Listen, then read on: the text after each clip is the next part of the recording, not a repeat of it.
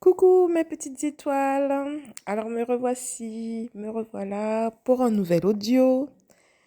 Donc pour commencer, pour la petite introduction avant de débuter sur le sujet, je vais vous parler de mes ressentis puisque j'avais dit que j'allais plus parler de mon couple FJ et que j'allais vous parler qu'au moment de la réunion. Et pour l'instant, voilà, je vais parler de mes ressentis en fait. Du coup, là, je me sens on va dire que j'ai l'impression qu'on me nettoie encore de mes souffrances. Je repasse encore une période où j'ai une libération de souffrance, alors que, comme je dis, tout se passe bien autour de moi. J'ai pas de problème au travail, pas de problème financier, tout ça. Tout ça, là, c'est terminé. Ça, c'était au début de parcours. Pour l'instant, ça va à tous les niveaux. Niveau extérieur, ça va. Mais il y a des souffrances qui remontent, des souffrances de je ne sais pas d'où ça sort. Mais en tout cas, je sais qu'il faut que je les libère et je les observe et je demande à l'aide des fois à la source de m'aider à les libérer ces souffrances et de ne pas trop les projeter sur les autres. Voilà ce qui se passe pour moi en ce moment-là. Donc je pense qu'il n'y a pas que moi, hein. Je pense qu'il y a beaucoup de choses qui sont perturbées dans le monde. Regardez même la météo, etc. Vous avez vu, on n'a pas eu d'été. On n'a pas vraiment eu d'été. Il a fait chaud quelques jours, mais bon, sans plus. À part de ça, voilà, tout est perturbé. On a l'impression qu'on subit quelque chose, un nettoyage. Donc voilà ce qui se passe pour moi. Alors revenons à nos moutons par rapport au titre. L'auto-sabotage du rôdeur et j'ai mis version chaser. Je suppose que vous avez tous entendu parler de l'auto-sabotage du runner, mais jamais du chaser. Mais en fait, j'ai médité tout à l'heure là et je me disais, mais en fait, nous en tant que chaser aussi, on s'auto-sabote en quelque part. Alors, le runner, on sait qu'il s'auto-sabote comment? Parce qu'il fuit l'amour et il est prêt à tout pour fuir cet amour qu'il ressent pour son chaser. Donc, il ressent autant d'amour que son chaser ressent pour lui, mais lui, il n'est pas dans l'acceptation, d'accord? Alors ça, je pense que vous l'avez tous compris. Le runner n'est pas dans l'acceptation de cet amour parce qu'il est dans son ego. Toujours. Tant qu'il n'est pas éveillé au lien, il n'est pas dans l'acceptation de l'amour. Donc, du coup, il s'auto-sabote parce que tout moyen est bon, mais quand je dis tout moyen est bon pour le runner de fuir cet amour. Il peut déménager, par exemple. Il peut se forcer à couper contact avec son chaser. Enfin, il peut tout faire, en fait, juste pour pas ressentir ce qu'il ressent face à son chaser. Donc, l'auto-sabotage, ce qu'on appelle l'auto-sabotage du runner, c'est cela. Alors, vous allez me dire, mais qu'est-ce que c'est que l'auto-sabotage du chaser? En fait, le chaser a aussi beaucoup d'ego. D'accord? Donc, le chaser a pas mal d'ego. Et justement, c'est bien le but, hein, de s'équilibrer dans ce genre de relation-là. Déjà, s'équilibrer soi-même, puis après, équilibrer le couple. Et justement, ce qui fait que des fois le parcours est long, est difficile, c'est à cause de l'ego du chaser. D'accord? Parce que comme vous le savez, le plus souvent, c'est le chaser qui mène la danse. Donc, le chaser est quand même dans son ego de temps en temps. Lorsque, par exemple, moi, mon runner, il m'énerve parce que il est dans la fuite, par exemple, mais des fois, c'est trop. Lorsqu'il décide de m'appeler après 2 semaines ou quoi, il m'a pas appelé, par exemple, hein, j'ai pas envie de répondre, en fait. Voilà, c'est l'ego, j'ai pas envie de répondre parce que je me dis, c'est pas comme ça. Tu ne reviens pas comme une fleur, etc. En fait, voilà, le teaser s'auto-sabote aussi. Parce que si le runner revient, c'est parce qu'il est prêt. D'accord? Si le runner revient, c'est parce que, voilà, il a fait un travail sur lui entre-temps. Et justement, le chaser devrait accueillir le runner. En fait, vous savez quoi? Tant que le chaser rejette son runner, elle s'auto-sabote aussi. Lorsque le runner fuit, il abandonne son chaser et s'auto-sabote en fuyant. Et lorsque le chaser rejette son runner, le chaser s'auto-sabote aussi. Parce qu'en fait, On a envie de cet amour-là, on a envie que le runner soit là avec nous pour ressentir ce qu'on a à ressentir, puisque nous, on accepte l'amour, hein, mais on n'accepte pas, comme j'avais dit dans mon audio précédent, on n'accepte pas l'ego du runner, en fait. Et si le runner, il n'est pas là, ben l'amour, ben, enfin voilà, on le ressent, mais pas aussi fort que quand il est là, en fait. Donc, on aime bien être avec notre runner aussi. Et le truc, c'est qu'on préfère, par ego, voilà, par orgueil, ben, dire au runner, vas-y, t'as cru quoi? C'est la fête ou quoi? Ça fait 2 semaines que tu me parles plus, un mois, un an, et tu reviens comme une fleur et t'as cru que moi, j'allais te répondre? Non, mais lol. Lol. En fait, là, franchement, le teaser est dans son ego. Du coup, il faut se battre. Et moi, c'est ce que enfin, je suis dans cette période-là avec mon runner. C'est là où je dois, en fait, vraiment ah, prendre sur moi. Dès qu'il revient, parce que ben, quand il a fui et tout, il revient voilà, comme une fleur et tout, il faut que je prenne sur moi, que j'essaye de me dire, et voilà, c'est qu'il a fait beaucoup d'efforts. S'il est là, c'est qu'il a fait un travail sur lui, c'est que c'est en train d'avancer, quoi, en fait. Si je me dis pas ça, si j'écoute mon ego, il dit, ben écoute, je vais pas être vulgaire, mais voilà, quoi. Mon ego, c'est, voilà, quoi. Voilà, tu existes, t'es qui, toi, en fait? T'es qui, en fait? L'ego, il a envie de dire ça. Moi, au début, je lui disais, en fait, au début du parcours, hein, bon, l'ego prenait beaucoup le dessus au début du parcours. Quand il fuyait, genre, pendant des semaines, il revenait. Bon, au début du parcours, le runner fuit beaucoup. Et puis, à la fin, en général, bon, ça diminue, les fuites diminuent. Surtout dans les parcours courts où on guérit les blessures à deux. Ben, en fait, les fuites diminuent, l'abandon diminue aussi. Enfin, tout diminue, c'est de moins en moins. Mais au début, quand il prenait du temps à venir et venait, je disais, mais t'es qui, en fait? Je te connais pas.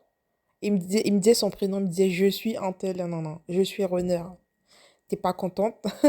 Donc franchement, on avait des discussions comme ça d'ego à ego, mais l'ego était puissant. C'était puissant, franchement, franchement, le combat ego au début du parcours. Oh là là, c'est compliqué, hein. Maintenant, bon, maintenant ça a changé, on prend sur nous.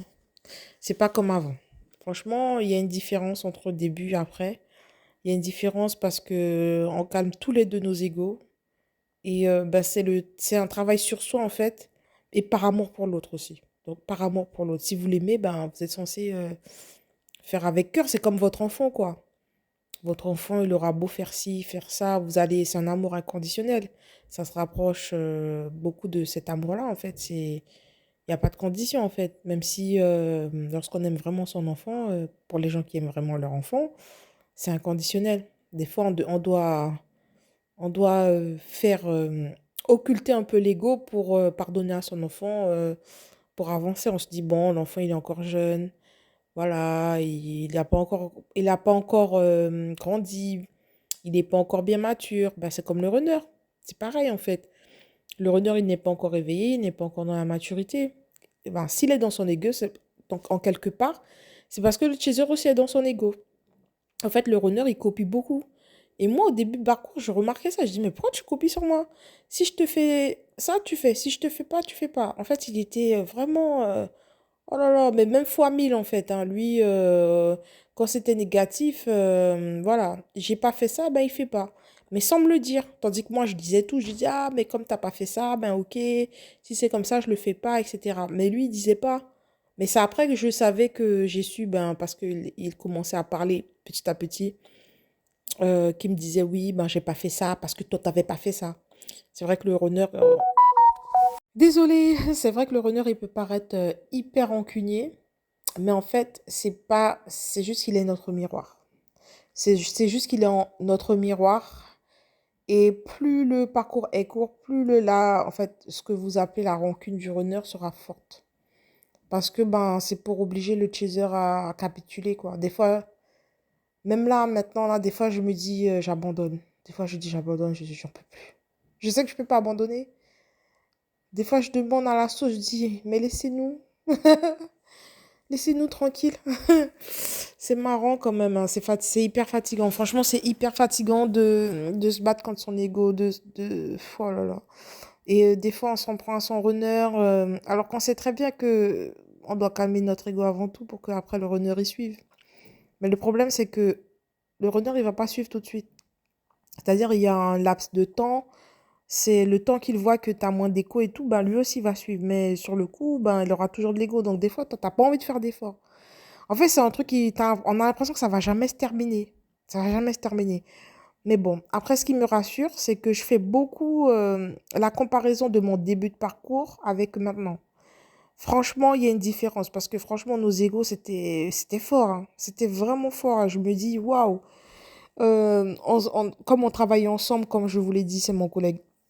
Je le vois pas tous les jours, mais les fois où je le voyais que ben il m'énervait au plus haut point, moi je disais pas bonjour. Ah, moi je refusais de lui dire bonjour. Et lui, il essaie de se faire respecter en me disant c'est pas comme ça, il faut que tu dises bonjour, etc. Pour lui, mon honneur, le bonjour était hyper important, mais moi je voulais plus rien savoir de lui en fait.